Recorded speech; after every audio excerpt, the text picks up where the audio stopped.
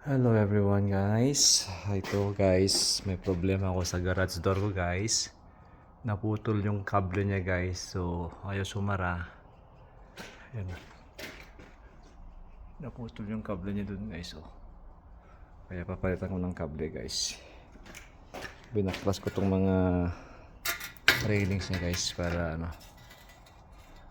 na-disalign din guys. Kasi mabigat tong parkade, tong door. Parkade door. Kaya i-repair ko siya guys. Okay naman tong isa. Okay naman yung kable niya guys. Bandang kaliwa. So, kasi magtatawag ako ng contractor guys. Mahal po ito sa contractor guys. Baka sisingilin ako ng $300 guys per hour. So, ako na lang gagawa. Alright, let's go. Let's start.